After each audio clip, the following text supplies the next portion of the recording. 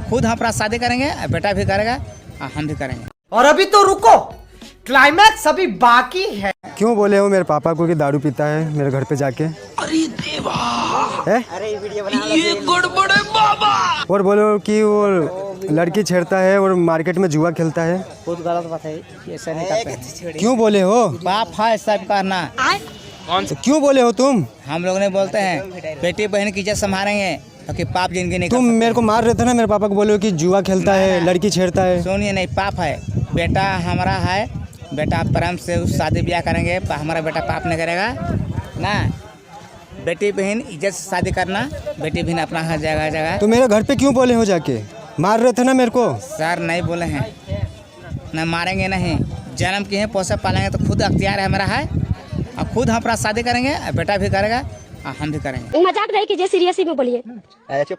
मजाक नहीं करते हैं, हमारा भी जिंदगी नरक बना है।